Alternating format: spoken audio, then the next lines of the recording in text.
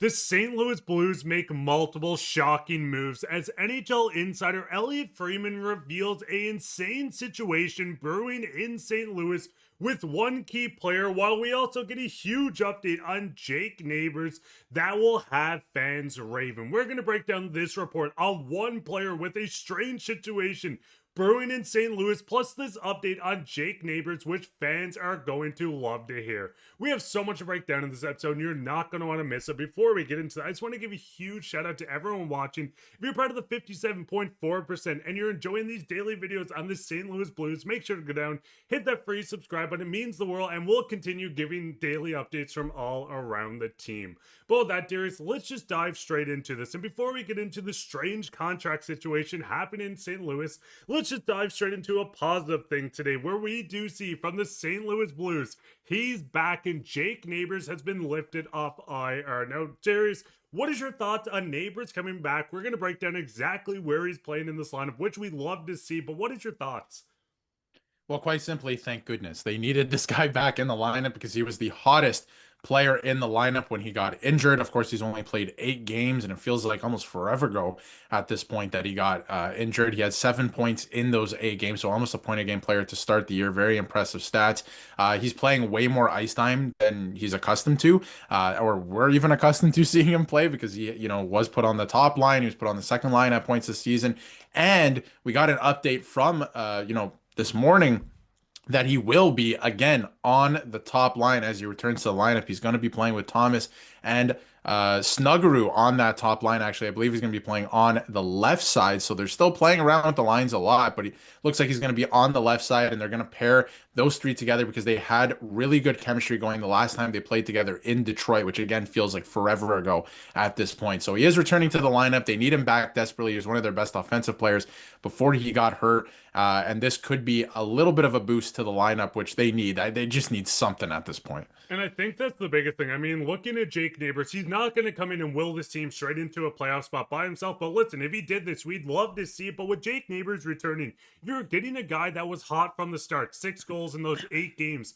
He's going to continue starting off good when we're seeing him play on the top line. Robert Thomas makes everyone look elite as well. So having an elite scorer next to an elite playmaker is going to look great. But I think it's going to get interesting on how they're doing the lines. Like you said, these lines are changing. We've seen the reports coming straight into before recording this that Snuggerud is going to be up on the line, but I think the biggest thing is that we're seeing Buch stay on that third line, and a lot of fans, Darius, myself included, do you think keeping Buch on that third line until he either gets going again or just keep him there to not hurt the top 6 is the right move?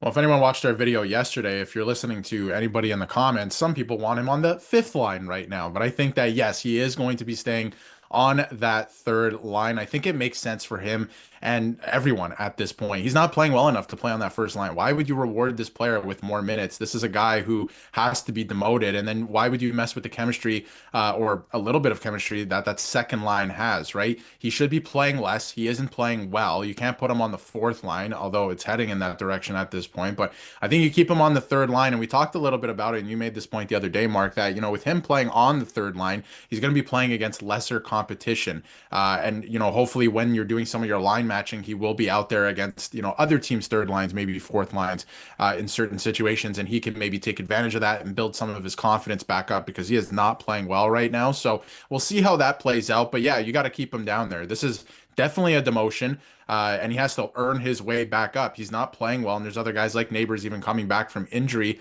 Yes, he's coming back from an injury, but when we last saw him, he was one of their best players. So, of course, you're going to put him on the top line, and this team needs a spark, any spark right now. I wonder if somebody drops the gloves. Maybe they need something like that to happen to get them back in it. But, yeah, to me, you can't move him up.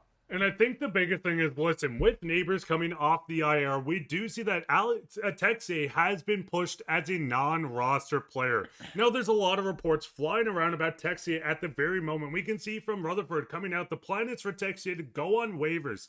And if he clears, the expectation is for him to be assigned as a Springfield. Now, there's a lot of reports coming out, and it's getting really confusing, where we see Elliotte Friedman on 32 Thoughts say that the rumor is he's considering terminating his contract. He's played only 1 game for St. Louis since October 28th and is making 1.2. Darius, the big thing is we've seen this situation happen with David Kemp with the Toronto Maple Leafs going on waivers, going down to the AHL, terminating his contract, joining the Vancouver Canucks.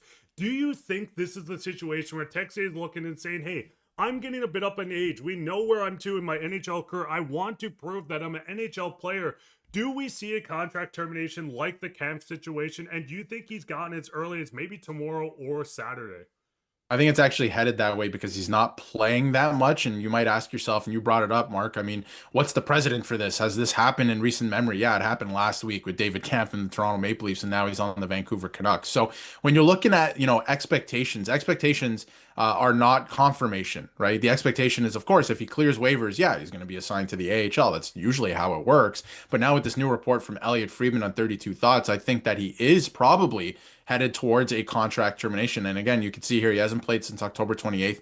They've barely used him. Guys like Bukestad are making it into the lineup rather than him. And obviously you have Sundqvist as well that keeps getting into the lineup, which makes sense for this team, right? Like I'm not saying that that's a bad move or anything like that, but he hasn't been able to get into the lineup, since the lineup was completely depleted and you had, Robert Thomas out due to injury. So I think that it is headed for a contract termination at this point because of all the reports. And the only thing that we have saying that it's the opposite is what the expectation is, which is what normally happens. So I do think it's headed towards that way. And again, he's a pretty good player, right? He hasn't been able to crack the lineup, but he can offer some things and some depth scoring. But there's also rumors about him going to other teams and that other teams would be interested in his services. And a lot of fans are already talking about it. So I think it's probably headed that way for sure. And I think the big thing is, listen, Texier has shown flashes. We've seen through his career that he does have skill. He just has not worked since joining St. Louis.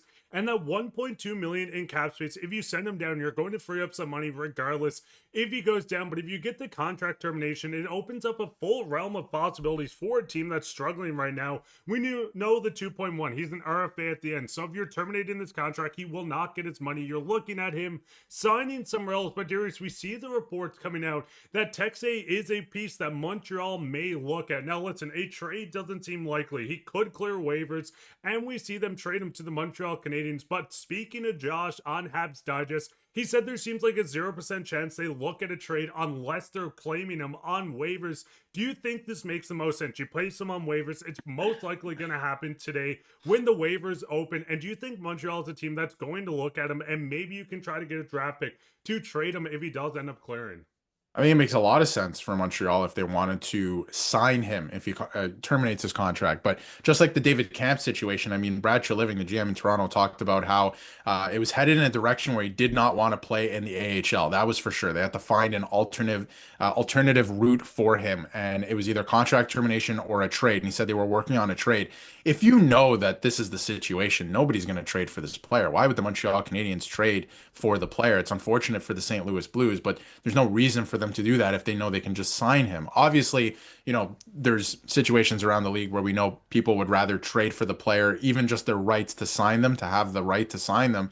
But I don't know if anyone's really, Texier is a good player, but I don't know if anyone's really like chomping at the bit to sign him, right? So I think the Canadians think that if they want him, they can get him if his contract is terminated. So I don't see a trade being likely here. They're probably going to lose this player for nothing, which is unfortunate. But I don't know if he's a needle mover either, right? Especially with the way that this season has gone. So losing this player for nothing, I don't know if is a huge blow for the Blues, but it is unfortunate. And Great I think point. the big thing is, if looking at Texier, if he clears waivers and he wants to play in Springfield, if he starts to light it up, maybe a team gives up a low draft pick to acquire a guy to have him in the AHL. You don't have to send him through waivers. But the biggest thing is, it does seem like you said, there's every team could have called and said, hey, we want Texier. But the 2.1 for someone that isn't offensively producing for a team, giving this up is going to be quite hard. But I mean, fans, what is your guys' thoughts on this? What is your thoughts on the Texier situation? Let us know down in the comments. And speaking of comments, let's go straight into comments today. They have to stop giving these damn no movement clauses to everyone. That's the biggest thing. I think it drops the AAV, but at the end of the day, it makes it harder to trade players. But fans, what is your thoughts? What is your thoughts on Texier? What is your thoughts on us getting Neighbours back? Let us know all your thoughts down in the comments. While you're down there, leave a like, subscribe, share this with your friends. We'll be back in another episode, so keep right for that. But I've been your host, Mark, with my co-host